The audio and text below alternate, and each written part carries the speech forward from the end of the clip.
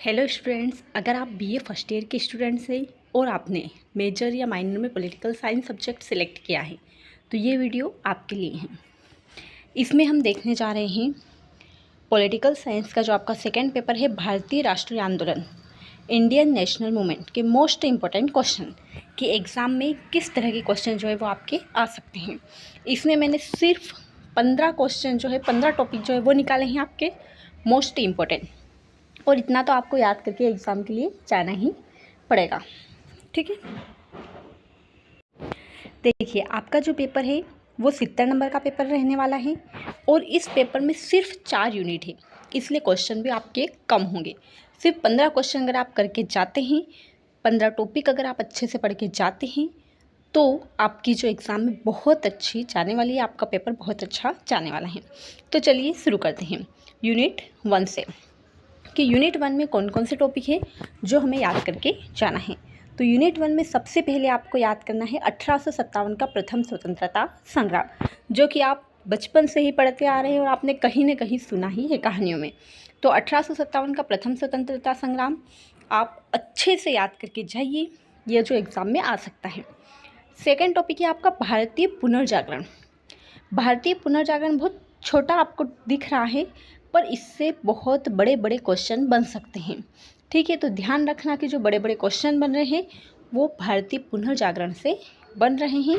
तो आप अगर क्वेश्चन को ध्यान से पढ़ेंगे तो आपको कहीं ना कहीं समझ में आ जाएगा कि ये जो क्वेश्चन है ये भारतीय पुनर्जागरण से बना हुआ है।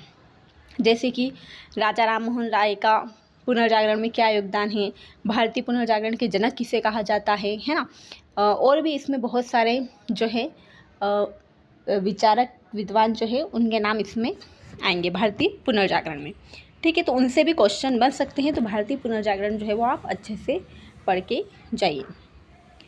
फिर आएगा भारतीय राष्ट्रीय कांग्रेस। कांग्रेस की स्थापना कब हुई, कांग्रेस के बारे में जो भी है आप अच्छे से पढ़ के जाइए। भारतीय राष्ट्रीय कांग्रेस है ना, उसके उद्देश्य, उसकी स्थापना। फिर आएगा आपका नरम दल और गरम दल। ये भी कांग्रेस से ही जो है वो क्वेश्चन बन रहा है कि कांग्रेस के जो 2 दल है, स्टार्टिंग में नरम दल था, फिर बाद में वही दल क्या हो गया, गरम दल बन गया है ना। नरम दल है जो कि कब से कब तक था, तो जब कांग्रेस की स्थापना होती है 1885 से, उसके बाद से 1905 तक नरम दल था। फिर नरम दल के नेता कौन कौन से हैं, तो इस टाइप से क्वेश्चन बन सकते हैं। फिर गरम दल, तो 1905 के बाद से गरम दल स्टार्ट हो गया। मैंने इसके ऊपर पूरा वीडियो बना रखा है तो वो भी आप देख सकते हैं। तो यूनिट 1 में आपको 4 टॉपिक पढ़ना है, 1857 का स्वतंत्रता संग्राम, भारतीय पुनर्जागरण, भारतीय राष्ट्रीय कांग्रेस, नरम दल और गरम दल। पर ऐसे कैसे क्वेश्चन नहीं बनेंगे, इन टॉपिक में से भी क्वेश्चन बन सकते हैं। शॉर्ट क्वेश्चन है तो इसके अंदर से भी क्वेश्चन जो है वो बन सकते हैं। ठीक है, तो आप ये जो टॉपिक है वो अच्छे से पढ़ के जाइए। फिर आते हैं सेकेंड यूनिट की ओर। सेकेंड यूनिट में आपको और भी कम पढ़ना है, सिर्फ 3 टॉपिक, 3 क्वेश्चन। असहयोग आंदोलन, सविनय अवज्ञा आंदोलन और भारत छोड़ो आंदोलन। तीनों ही जो है वो महात्मा गांधी द्वारा चलाए गए आंदोलन है। पहला असहयोग आंदोलन, दूसरा सविनय अवज्ञा आंदोलन और तीसरा भारत छोड़ो आंदोलन।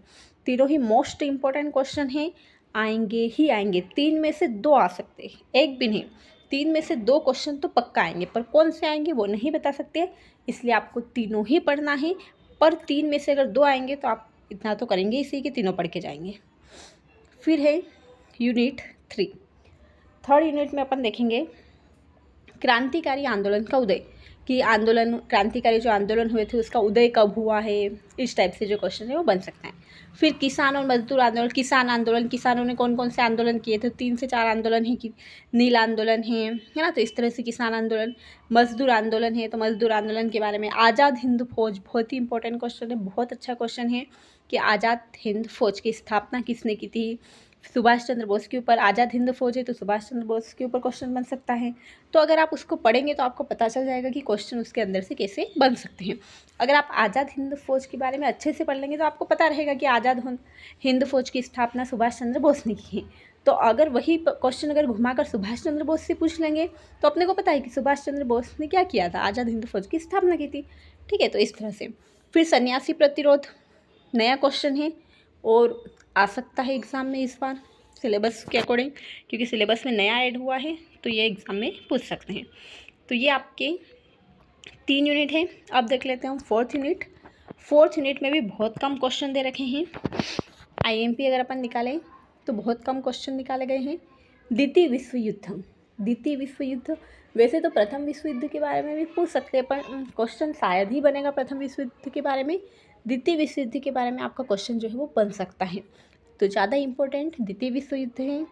क्रिप्स मिशन और कैबिनेट मिशन, पक्का क्वेश्चन दोनों में से एक तो आना ही आना है, या तो क्रिप्स मिशन या कैबिनेट मिशन, या फिर दोनों ही पूछ सकते हैं कि शॉर्ट में क्रिप्स मिशन और लॉन्ग क्वेश्चन में कैबिनेट मिशन पूछ लिया। ठीक है, भारत का विभाजन पूछ सकते हैं, स्वतंत्रता अधिनियम 1947 का पूछ सकते हैं। तो यूनिट 4 में ये 4 टॉपिक है, द्वितीय विश्व युद्ध, Cripps mission, cabinet mission, Bharat का विभाजन और स्वतंत्रता अधिनियम। तो चारों टॉपिक के जो भी क्वेश्चन है वे बन रहे हैं, मतलब कि एक क्वेश्चन भी अगर आप कर लेते हो, जैसे कि द्वितीय विश्व युद्ध, तो द्वितीय विश्व युद्ध से आप एक क्वेश्चन अगर कर लेते हो तो कोई भी क्वेश्चन बनता है तो आप उसको आसानी से लिख कर आ सकते हो। ठीक है, क्वेश्चन क्या पूछा है वो फ़र्क नहीं पड़ता है, टॉपिक क्या है वो फ़र्क पड़ता है कि आपने उस टॉपिक के बारे में क्या पढ़ा है, और आपने जो भी पढ़ा है आप उसमें आंसर ज़रूर लिख कर आइए, तो आपको जो है वो नंबर मिलेंगे। ठीक है, थैंक यू सो मच।